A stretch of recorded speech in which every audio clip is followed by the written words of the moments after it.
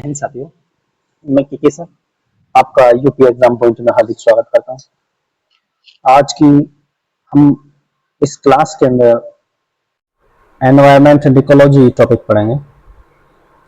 Environment and ecology topics के अंदर हम पर्यावरण पारिस्थितिकी के अंदर यूपी के अंदर जितने भी प्रीवियस ईयर क्वेश्चंस आए हुए हैं एग्जाम में उन सबको सोल्व करेंगे विद एक्सप्लेनेशन के साथ। तो पहला टॉपिक हमारा इकोसिस्टम है। इकोसिस्टम मतलब पारिस्थितिकी तंत्र। पारिस्थितिकी तंत्र से जितने भी क्वेश्चन आए हैं हम उनका पोस्टमार्टम करेंगे। क्वेश्चन नंबर 1 आपकी स्क्रीन पर है। सॉरी, पहला क्वेश्चन है the idea of biosphere reserve was initiated by under program. Biosphere reserve का विचार किसके कार्यक्रम के तहत शुरू किया गया था? तो option A UNESCO, UNESCO man and bio, UNESCO मानव और जीवमंडल, IUCN convention of biological diversity, WWF global environment facility, option D UNEP Earth Summit. तो इसका राइट आंसर है option A UNESCO man and biosphere reserve.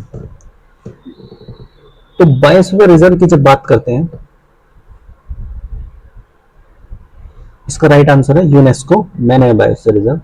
1973-74 में UNESCO द्वारा मानव और जीवमंडल man and biosphere कार्यक्रम के तहत शुरू किया गया था। ठीक है जी। यह प्राकृतिक परिस्थितियों में और उपयुक्त आकार में इन सीटू प्रतिनिधि प्रणाली पर विचार करने के उद्देश्य से शुरू किया गया ताकि जीवित संसाधनों के निर्बाध विकास को सुनिश्चित किया जा सके। बायोस्फीयर रिजर्व जैव विविधता के संरक्षण और सतह विकास को बढ़ावा देने के लिए चिन्हित क्षेत्र है। ठीक है जी। Question number 2 UP triple SC steno के एग्जाम में पूछा गया है। सभी क्वेश्चन आए हुए हैं। ठीक है जी। तो हम उन्हें सोल्व कर रहे हैं। अगर हमारा एफर्ट आपको अच्छा लगे तो चैनल को सब्सक्राइब और वीडियो को लाइक कर सकते हैं। क्वेश्चन नंबर 2 है the primary driving force being the hydrological water cycle. जल चक्र के पीछे मुख्य प्रेरक शक्ति है ocean current, air pressure difference, earth rotation, solar radiation या नन ऑफ द अबव। तो solar radiation is the right answer. सौर विकिरण, जल चक्र के पीछे सौर विकिरण महत्वपूर्ण प्रेरक शक्ति है। तो देखते हैं सौर विकिरण क्या होता है। जल चक्र पृथ्वी की सतह पर ऊपर और नीचे जल की निरंतर गति को दर्शाता है। यह चक्र जल के वितरण और पुनर्चक्रण को सुनिश्चित करता है जिससे यह विभिन्न रूपों पारिस्थितिकी प्रक्रियाओं के लिए उपलब्ध होता है। जल चक्र प्रक्रिया और सौर विकिरण से प्राप्त सौर ऊर्जा द्वारा संचालित एक गतिशील प्रणाली है। जल चक्र में 4 प्रमुख चरण होते हैं, वाष्पीकरण, संघनन और वर्षण और संग्रहण। ठीक है जी। क्वेश्चन नंबर 3 आपकी स्क्रीन पर है। घास के मैदान पारिस्थितिकी तंत्र में पारिस्थितिकी पिरामिड का एक प्रकार है। घास के मैदान पारिस्थितिकी तंत्र में पारिस्थितिकी पिरामिड का एक प्रकार है। घास के मैदान हॉरिजॉन्टल या inverted, option C both A and B, option D upright सीधा। तो घास के मैदान पारिस्थितिकी तंत्र में पारिस्थितिकी पिरामिड सीधा बनता है। इसमें सबसे नीचे बहुत अधिक घास, उसके ऊपर अपेक्षाकृत कम संख्या में शाकाहारी जीव और उसके ऊपर कम संख्या में मांसाहारी जीव आते हैं। ठीक है जी। Question number 4 Achanakmar Amarkantak biosphere reserve कहां स्थित है? अचानकमार तमिलनाडु में, ओडिशा में, गुजरात में, तेलंगाना में। तो इसका राइट आंसर ई है। अचानकमार कहां स्थित है? ई मतलब इनमें से कहीं भी नहीं। अचानकमार अमरकंटक मध्य प्रदेश व छत्तीसगढ़ राज्यों में स्थित है। ठीक है जी। अचानकमार कहां है? अमरकंटक बायोस्फीयर रिजर्व और मध्य प्रदेश व छत्तीसगढ़ राज्यों में स्थित है। ठीक है। क्वेश्चन नंबर 5 पृथ्वी के measure of human demand on the earth ecosystem is. पृथ्वी के पारिस्थितिकी तंत्रों पर मानवीय मांग का माप क्या है? नीच, इकोलॉजिकल फुटप्रिंट, इकोटोन और बायोम। तो इसका राइट आंसर है इकोलॉजिकल फुटप्रिंट, पारिस्थितिकी पदचिह्न।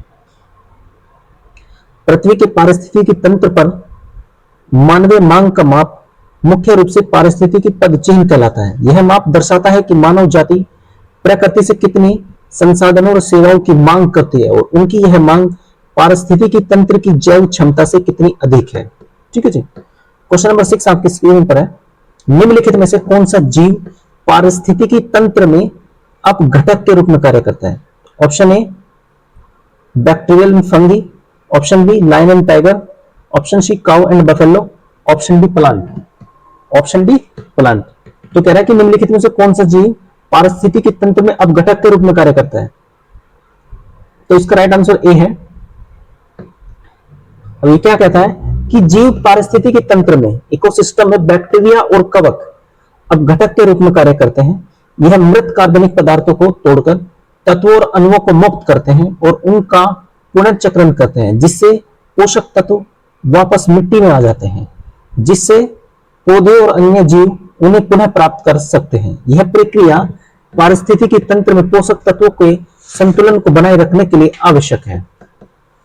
क्वेश्चन नंबर 7, निम्नलिखित में से कौन सी बायोडिग्रेडेबल जैव निम्नीकरणीय सामग्री नहीं? बायोडिग्रेडेबल, कपास, एल्यूमिनियम फॉइल, जानवरों की हड्डियां, लकड़ी। एल्यूमिनियम फॉइल को हम बायोडिग्रेडेबल नहीं कर सकते, मतलब रीयूज नहीं कर सकते। ठीक है जी। जीवों के माध्यम से जिन पदार्थों का रासायनिक विघटन संभव है उन्हें जैव निम्नीकरण बायोडिग्रेडेबल कहते हैं। जैविक पदार्थ ऑक्सीजन की अनुपस्थिति में अपघटित किए जा सकते हैं। एल्यूमिनियम फॉइल बायोडिग्रेडेबल नहीं है, जबकि कपास, जानवरों की हड्डियां, लकड़ी आदि बायोडिग्रेडेबल है। क्वेश्चन नंबर 8, पारितंत्र के दो मूल घटक हैं, पौधे और प्राणी, जीवीय और अजीवीय, पौधे और प्रकाश, घास पात और सूक्ष्म जीव। तो राइट आंसर है जैवीय और जीवीय और अजीवीय। पारितंत्र होता है इकोसिस्टम। 1935 में एजी टेंसले द्वारा पारितंत्र की संकल्पना प्रस्तावित की गई।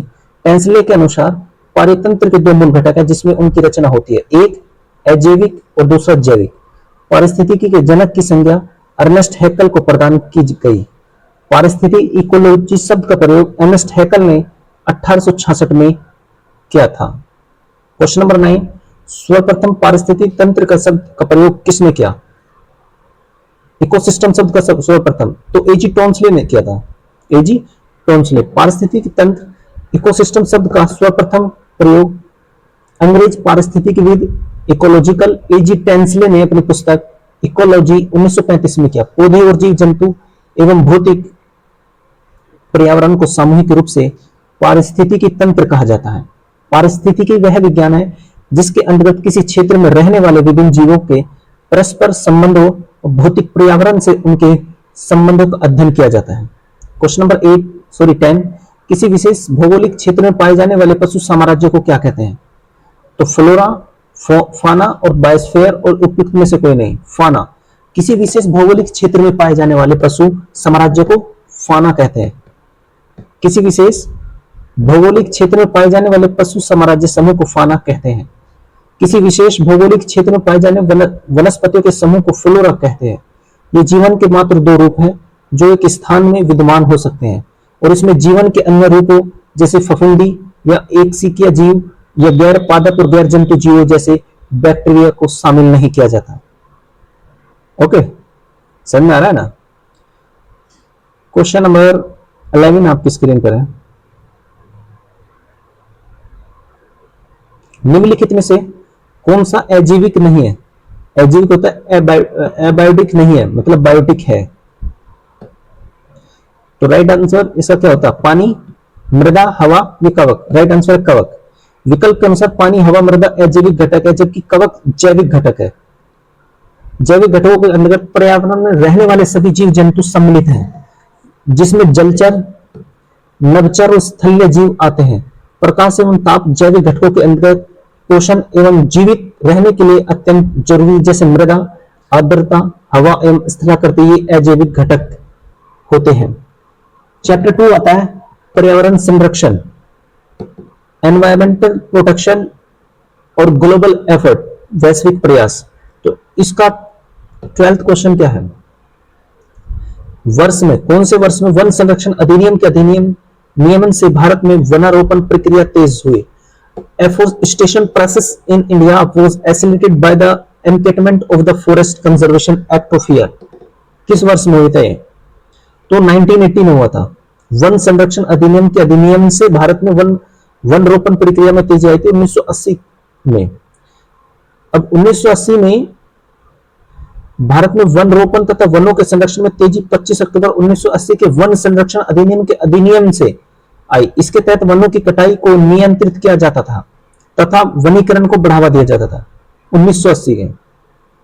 क्वेश्चन नंबर 13, 2023 में आयोजित किस अंतरराष्ट्रीय शिखर सम्मेलन में वैश्विक जलवायु नीति को आकार देने में भारत की सक्रिय भागीदारी देखी गई, विशेष रूप से पेरिस समझौते और विकासशील देशों के लिए जलवायु वित्त पोषण के संबंध में?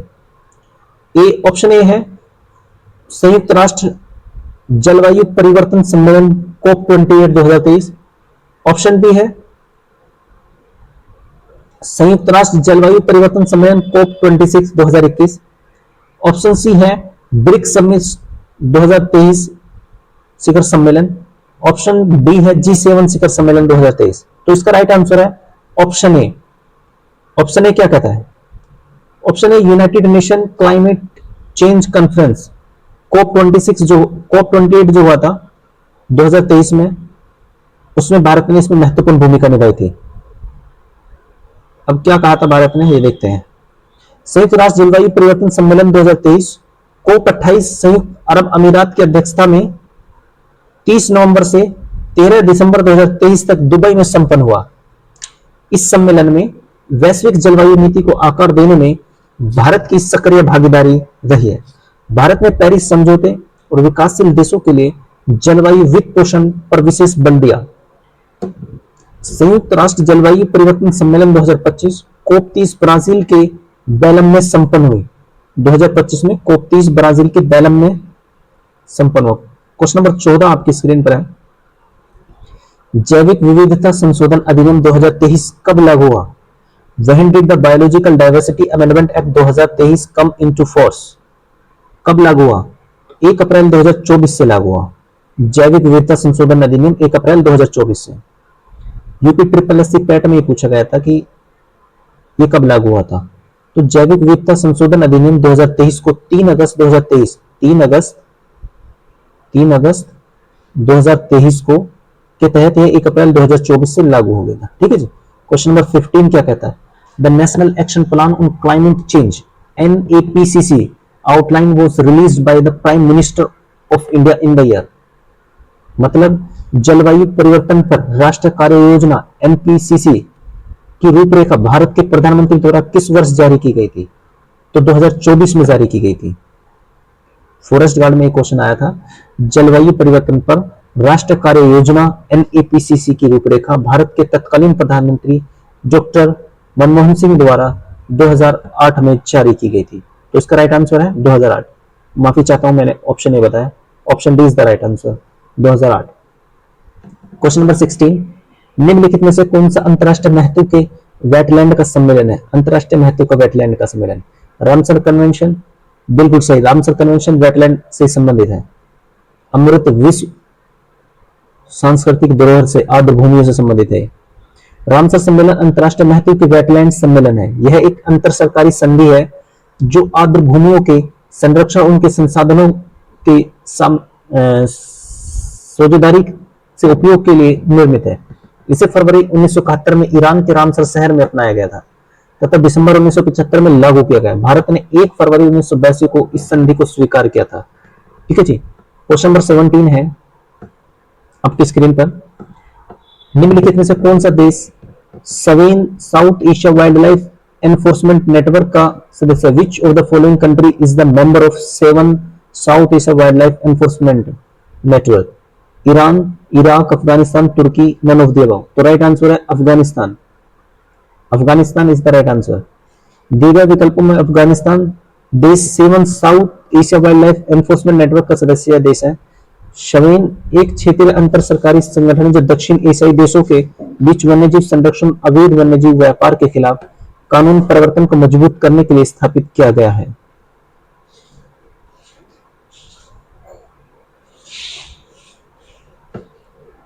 अब देखते हैं शवेन के अंदर कौन कौन देश है। शवेन के अंदर बांग्लादेश है, भूटान है, भारत है, मालदीव है, नेपाल है, श्रीलंका, अफगानिस्तान और नल्ला पाकिस्तान। क्वेश्चन नंबर 18, उस आंदोलन की पहचान करें जो वनों के बारे में आम जनता की जागरूकता का जीवन उदाहरण है। वन महोत्सव, भारत छोड़ो आंदोलन, हरित क्रांति और चिपको आंदोलन। तो राइट आंसर है चिपको आंदोलन। चिपको आंदोलन वर्ष 1973 में उत्तर प्रदेश के चमोली जिले अब उत्तराखंड में शुरू एक अहिंसक आंदोलन था। इस आंदोलन के नेतृत्वकर्ता सुंदरलाल बहुगुणा तथा चंडी प्रसाद भट्ट थे। हाल ही में मई 2021 इस आंदोलन के प्रमुख नेता सुंदरलाल बहुगुणा की कोविड-19 के कारण मृत्यु हो गई। भारत में वनों की सुरक्षा तथा पर्यावरण सुरक्षा संबंधी अन्य प्रमुख आंदोलन है। बिश्नोई आंदोलन राजस्थान में हुआ था, साइलेंट वैली प्रोजेक्ट केरल में, और जंगल बचाओ आंदोलन बिहार में, और अप्पिको आंदोलन कर्नाटक में, तथा नर्मदा बचाओ आंदोलन गुजरात, मध्य प्रदेश और महाराष्ट्र में। मैं एक बार दोबारा और बताता हूँ। चिपको आंदोलन वर्ष 1973 में उत्तर प्रदेश के चमोली जिले में, जो चमोली अब उत्तराखंड में पड़ रहा है, में शुरू एक अहिंसक आंदोलन था। इस आंदोलन के नेतृत्वकर्ता सुंदरलाल बहुगुणा जी तथा चंडी प्रसाद भट्ट जी थे। हाल ही में मई 2021 में इस आंदोलन के प्रमुख नेता सुंदरलाल बहुगुणा जी की कोविड-19 के कारण मृत्यु हो गई। भारत में वनों की सुरक्षा तथा पर्यावरण सुरक्षा संबंधी अन्य प्रमुख आंदोलन है बिश्नोई आंदोलन Rajasthan, silent valley project Kerala, और जंगल बचाओ आंदोलन बिहार, और अपिको आंदोलन कर्नाटक, तथा नर्मदा बचाओ आंदोलन गुजरात, मध्य प्रदेश, महाराष्ट्र आदि। क्वेश्चन नंबर 19, जैविक संरक्षण में प्रकाशित एक नए अध्ययन के अनुसार किस मुद्दे के कारण कई अनोखे जानवर और पौधे विलुप्त हो गए? ऑप्शन ए मानव पशु संघर्ष, option B green house gas उत्सर्जन, ऑप्शन सी जंगल की आग, ऑप्शन डी स्थनिक रोग। तो इसका राइट आंसर है बी ग्रीन हाउस गैस उत्सर्जन। जैविक संरक्षण में प्रकाशित एक नए अध्ययन के अनुसार किस मुद्दे के कारण कई अनोखे जानवर और पौधे विलुप्त हो गए? ग्रीन हाउस गैस उत्सर्जन के कारण। लोअर मेंस में आया हुआ था क्वेश्चन, पेपर सेकंड में। जैविक संरक्षण बायोलॉजिकल कंजर्वेशन में प्रकाशित एक नए अध्ययन के अनुसार यदि ग्रीन हाउस गैस उत्सर्जन में वृद्धि जारी रही तो दुनिया के सबसे खूबसूरत प्राकृतिक संस्थान अद्वितीय जानवर और पौधे विलुप्त होने का सामना करेंगे। हालांकि पेरिस समझौते के जलवायु लक्ष्यों के भीतर रहना, जिसका उद्देश्य वैश्विक तापमान को 2 डिग्री सेल्सियस से नीचे रखना है, आदर्श रूप से आधार रेखा की तुलना 1.5 डिग्री सेल्सियस पर अधिकांश प्रजातियों को बचाएगा। क्वेश्चन नंबर 20, चिपको आंदोलन संबंधित है। चिपको आंदोलन किससे संबंधित है? पादप संरक्षण से संबंधित है।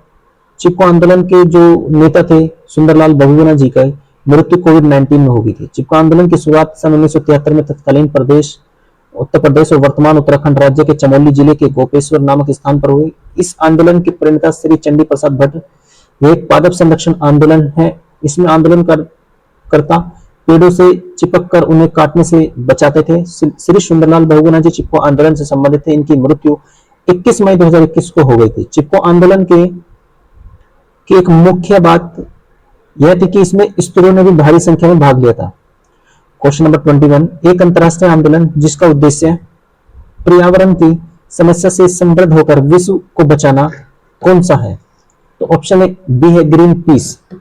ग्रीन पीस पर्यावरण संरक्षण से संबंधित एक अंतरराष्ट्रीय आंदोलन है जिसका प्रमुख उद्देश्य पर्यावरण की समस्या से समृद्ध होकर विश्व को बचाना है। इसकी स्थापना वर्ष 1971 में कनाडा के वैंकूवर में की गई थी। प्रारंभ में इसका उद्देश्य अमेरिका द्वारा अलास्का में किए जाने वाले नाभिकीय परीक्षण का विरोध करना था। ग्रीन पीस का वर्तमान अंतरराष्ट्रीय मुख्यालय एम्स्टर्डम नीदरलैंड में स्थित है। ग्रीन पीस इंडिया की स्थापना मई 2001 में हुई थी। इसका मुख्यालय बेंगलुरु कर्नाटक में स्थित है। चैप्टर 3 है राष्ट्रीय उद्यान तथा वन्यजीव अभयारण्य, नेशनल पार्क और wild life sanctuary. Question number 22 है इसका, सरिस्का टाइगर रिजर्व किस राज्य में है? सरिस्का टाइगर रिजर्व राजस्थान के अंदर है। कहां पर है? राजस्थान। सरिस्का टाइगर रिजर्व राजस्थान के अलवर जिले में है। यह अरावली पर्वत श्रृंखला से घिरा हुआ है। वर्ष 1955 में यह वन्यजीव अभयारण्य तथा वर्ष 1978 से 79 में इसे बाघ अभयारण्य घोषित किया गया। नागार्जुन सागर श्री शैलम टाइगर रिजर्व भारत के सबसे बड़ा टाइगर रिजर्व, यह आंध्र प्रदेश में। कौन सा? नागार्जुन श्री शैलम टाइगर रिजर्व आंध्र प्रदेश में। क्वेश्चन नंबर 23, निम्नलिखित में से किस देश में दुनिया की सबसे अधिक बाघों की संख्या आबाद है? किस देश में है? तो राइट आंसर है इंडिया के अंदर सबसे ज्यादा बाघ रहते हैं। भारत के अंदर दुनिया में सबसे ज्यादा बाघ भारत के अंदर है। कितने हैं? भारत में बाघों की संख्या की आबादी विश्व के किसी भी देश की तुलना में सर्वाधिक है। प्रोजेक्ट टाइगर भारत में बाघों की संख्या में वृद्धि का मुख्य कारण है। 1973 में शुरू हुआ था प्रोजेक्ट टाइगर।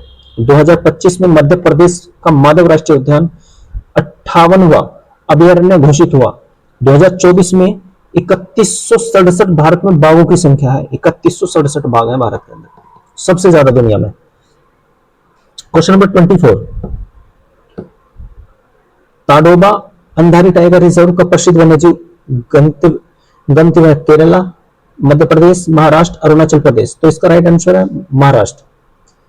काय का ताडोबा अंधारी टाइगर रिजर्व कहां है? महाराष्ट्र के अंदर। ताडोबा ताडोबा अंधारी टाइगर रिजर्व महाराष्ट्र के चंद्रपुर जिले में है। वर्तमान में देश के 58 टाइगर रिजर्व है। 57वां टाइगर रिजर्व राता पानी टाइगर रिजर्व मध्य प्रदेश और 58वां भी माधव टाइगर रिजर्व मध्य प्रदेश में। ठीक है। क्वेश्चन नंबर 25, अमृतसर पर एक ही प्रजाति के जीवों का एक समूह जो एक विशिष्ट समय के दौरान एक निश्चित क्षेत्र पर कब्जा करता है। मतलब क्या कह रहा है कि dash is a group of organism usually of the same species occupying a defined area during a specific time. आमतौर पर एक ही प्रजाति के जीवों का एक समूह है जो एक विशिष्ट समय के दौरान एक निश्चित क्षेत्र पर कब्जा करता है। समुदाय, व्यक्ति, जनसंख्या या स्थान। तो इसका राइट आंसर क्या होगा? इसका राइट आंसर होगा जनसंख्या। जनसंख्या आमतौर पर एक ही प्रजाति के जीवों का एक समूह है जो एक विशिष्ट समय के दौरान एक निश्चित भौगोलिक क्षेत्र में रहने वाले लोगों की संख्या का माप जनसंख्या घनत्व कहलाता है। क्वेश्चन नंबर 26, वन्य जीव सुरक्षा में महत्वपूर्ण योगदान के लिए दिया जाने वाला पुरस्कार है। नेहा सहगल पुरस्कार, मेधा पाटकर पुरस्कार, अमृता देवी बिश्नोई पुरस्कार, मही गिल पुरस्कार। तो इसका राइट आंसर क्या है? तो इसका राइट आंसर है मेधा देवी अमृता देवी बिश्नोई वन्यजीव पुरस्कार भारत सरकार द्वारा वन्यजीव संरक्षण में महत्वपूर्ण योगदान के लिए दिया जाने वाला राष्ट्रीय पुरस्कार है। इसे वर्ष 2001 में शुरू किया गया था। 2024-25 में अमृता देवी बिश्नोई पुरस्कार डॉक्टर गौरीशंकर और गोविंद भारद्वाज को दिया गया। क्वेश्चन नंबर 27, ऐसी प्रजातियां जिनकी उपस्थिति अन्य प्रजातियों के समूह की उपस्थिति को इंगित करती है और जिनकी अनुपस्थिति प्रजातियों के उस पूरे समूह की कमी को इंगित करती है, तो वो क्या कहलाती है? इंडिकेटर स्पेसिस, मतलब सांकेतिक प्रजाति उसे ही बोलते हैं। ऐसी प्रजातियां जिनकी उपस्थिति अन्य प्रजातियों के समूह की उपस्थिति को इंगित करती है, जिनकी अनुपस्थिति प्रजातियों के उस समूह पूरे समूह की कमी को इंगित करती है, वो इंडिकेटर स्पेसिस मतलब सांकेतिक प्रजातियां कहलाती है। क्वेश्चन नंबर 28, वेदांतगल पक्षी अभयारण्य कहां स्थित है? वेदांतगल कहां पर है? तो तमिलनाडु में। तो वेदांतगल पक्षी अभयारण्य तमिलनाडु राज्य में स्थित है। यह भारत का सबसे पुराना व सबसे छोटा जल पक्षी अभयारण्य है। इसे 1928 में पक्षी अभयारण्य के रूप में विकसित किया गया। क्वेश्चन नंबर 29 है, पक्के बाग अभयारण्य कहां स्थित है? Pakke Bagh tiger reserve is located in. Pakke Bagh अभयारण्य कहां स्थित है? मेघालय, बिहार या फिर छत्तीसगढ़ या फिर अरुणाचल प्रदेश। तो इसका राइट आंसर है पक्के बाग टाइगर रिजर्व अरुणाचल प्रदेश में है। तो राइट आंसर डी, पक्के बाग अभयारण्य अरुणाचल प्रदेश के पूर्वी कामेंग जिले में स्थित है। वर्तमान में भारत में 58 बाघ रिजर्व और अभयारण्य है। क्वेश्चन नंबर 30 आपकी स्क्रीन पर है, थट्टेकड पक्षी अभयारण्य कहां स्थित है? Thattekad bird sanctuary is located at. तो केरला में। थट्टेकड कहां है? केरला। केरला। थट्टेकड पक्षी अभयारण्य केरल राज्य में स्थित राज्य का पहला पक्षी अभयारण्य जो पेरियार नदी के किनारे एर्नाकुलम जिले के कोटमंगलम के पास है। Question number 31, Kameng elephant reserve कहां स्थित है? कामेंग ओडिशा में, सिक्किम में, केरल में, अरुणाचल प्रदेश में। तो राइट आंसर अरुणाचल प्रदेश। कामेंग कहां है? अरुणाचल प्रदेश।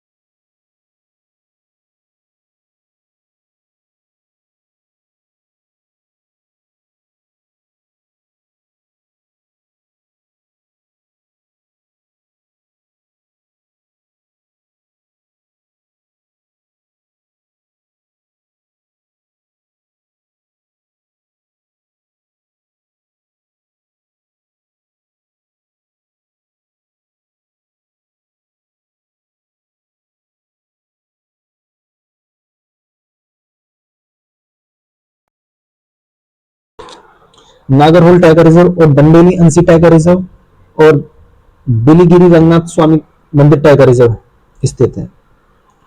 क्वेश्चन नंबर 40, किश्तवाड़ राष्ट्रीय उद्यान भारत के निम्नलिखित में से किस राज्य या केंद्र शासित प्रदेश में स्थित है? किश्तवाड़, तो इसका राइट आंसर है जम्मू कश्मीर।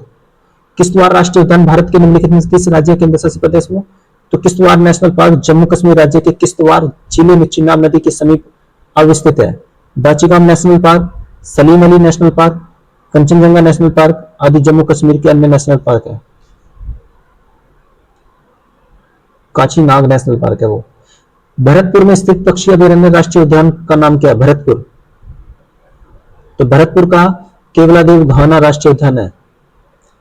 तो भरतपुर में स्थित पक्षी अभयारण्य या राष्ट्रीय उद्यान का अन्य नाम केवलादेव घाना राष्ट्रीय उद्यान है। यह राजस्थान के भरतपुर जिले में स्थित है। इसे 10 मार्च 1982 को राष्ट्रीय उद्यान का दर्जा प्रदान किया गया। यह पक्षी अभयारण्य 230 से ज्यादा प्रजातियों के हजारों पक्षियों के लिए एक घर घाट पर्व पक्षी अभयारण्य बेलगाम कर्नाटक में स्थित, दर्रा राष्ट्रीय अभयारण्य राजस्थान में स्थित है। भैंसरोडगढ़ अभयारण्य चित्तौड़गढ़ राजस्थान में स्थित है। ठीक है जी।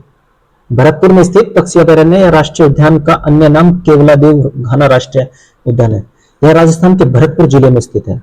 इसे 10 मार्च 1982 को राष्ट्रीय उद्यान का दर्जा प्रदान किया गया।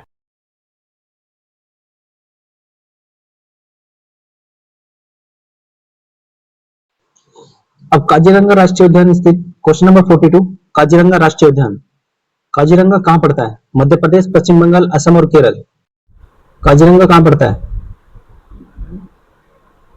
काजीरंगा राष्ट्रीय उद्यान जो है कहां पड़ता है, कोई बता सकता है? तो इसका राइट आंसर असम है। काजीरंगा कहां पड़ता है? असम। और कन्हा मध्य प्रदेश में पड़ता है और पेरियार नेशनल पार्क केरल में पड़ता है और सुंदरवन पश्चिम बंगाल में पड़ता है। भारत में कुल कितने संरक्षित जैवमंडल बायोस्फीयर रिजर्व हैं? तो भारत में कुल 18 बायोस्फीयर जैवमंडल आरक्षित रिजर्व हैं। भारत में कुल 18 संरक्षित जैवमंडल हैं। आनुवांशिक विभिन्नता से संबंधित होते हैं, जिनमें जीवों की आनुवांशिकता को बनाए रखने के लिए संरक्षण प्रदान किया जाता है। जैसे पहला है नीलगिरी बायोस्फीयर रिजर्व 1986, नोकरेक मेघालय में 1988, नन्दा देवी 1988 और मानस असम के अंदर, और मन्नार की खाड़ी 1989 और ग्रेट निकोबार 1989, सुंदरबन डेल्टा 1989, सिमलीपाल असम, डिब्रू सैखोवा असम 1997, देहांग देबांग अरुणाचल प्रदेश 1998, पंचमढ़ी 1999, कंचनजंगा सिक्किम 2000, अगस्तमलाई 2001, अचान कमार 2005, कच्छ 2008, शीत रेगिस्तान 2009 और शेषचालम पहाड़िया 2010 और पन्ना सबसे नया है 2011 में बना। दांडोली वन्यजीव अभयारण्य भारत के किस राज्य में स्थित है? दांडोली कर्नाटक के अंदर है। कहां पे? दांडोली वन्यजीव अभयारण्य भारत के कर्नाटक राज्य में स्थित है। यह अभयारण्य 866.41 वर्ग किलोमीटर क्षेत्र में फैला हुआ है। यह अभयारण्य पक्षी प्रेमियों का स्वर्ग कहा जाता है। यहाँ पक्षियों की लगभग 200 प्रजातियां पाई जाती हैं। यहाँ के प्रमुख जीव हॉर्नबिल, चितकबरा, होटिल, काला पैंथर, मालावोट, गिलहरी मंट, ब्लैक बक, भौंकने वाले हिरन सब होते हैं। 45वां सवाल है, कीठम झील और सूर सरोवर पक्षी अभयारण्य निम्नलिखित में से किस शहर के पास है? कीठम झील आगरा। कीठम झील सिकंदरा से 12 किलोमीटर और आगरा से 20 किलोमीटर दूर स्थित है। कीठम झील के साथ एक पक्षी विहार भी है, जिसे सूर सरोवर पक्षी विहार के नाम से जाना जाता है। ओके, इस झील को 2020 में संरक्षित रामसर स्थल के रूप में नामित किया गया था। इस पक्षी विहार में स्थानीय एवं प्रवासी पक्षियों की 100 से ज्यादा प्रजातियां हैं। साथ ही 12 प्रजातियों के स्तनपायी और 18 प्रजातियों के सरीसृप का भी यह ठिकाना है। क्वेश्चन नंबर 46, इराविकुलम राष्ट्रीय उद्यान किस राज्य में है? तो इसका राइट आंसर है केरल। इराविकुलम केरल के अंदर है। इराविकुलम राष्ट्रीय उद्यान केरल राज्य के इडुक्की जिले के पश्चिमी घाट में स्थित है, जिसका क्षेत्रफल 97 वर्ग किलोमीटर है। इस राष्ट्रीय उद्यान को केरल में पहला राष्ट्रीय उद्यान और यूनेस्को विश्व धरोहर स्थल का दर्जा दिया गया। यह उद्यान तितलियों, जानवरों और पक्षियों की अनेक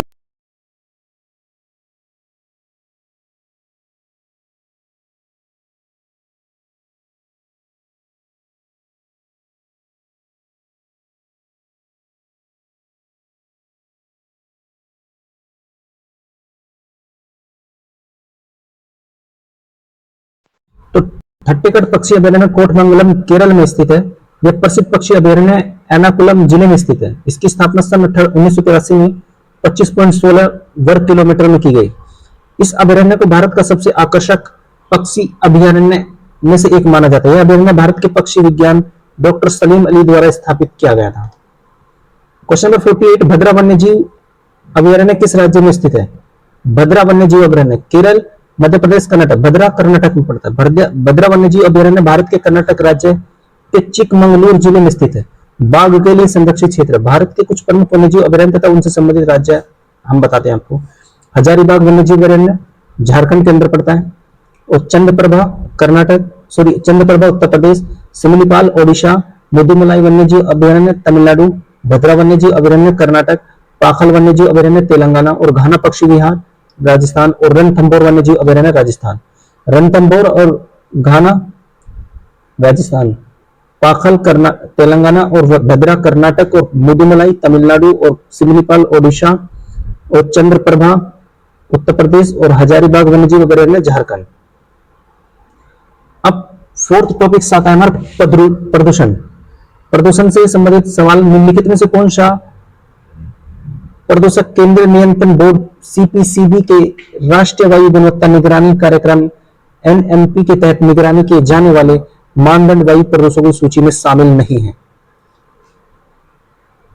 कौन सा शामिल नहीं है? तो ammonia NH3, sulphur dioxide SO2, nitrogen oxide NO2 और कणिकीय पदार्थ पार्टिकुलेट मैटर 10 pm। तो राइट आंसर डी है इसका। वायु गुणवत्ता 8 प्रदूषकों के आधार पर बनाया जाता है। PM2.5, PM10, PB lead, NH3 ammonia, SO2 sulphur dioxide, O3 ozone, CO carbon monoxide एवं NO2 nitrous dioxide. Question number 50 आपकी स्क्रीन पर है। NCAP राष्ट्रीय स्वच्छ वायु कार्यक्रम के आंकड़ों के अनुसार गोरखपुर शहर उत्तर प्रदेश में वित्त वर्ष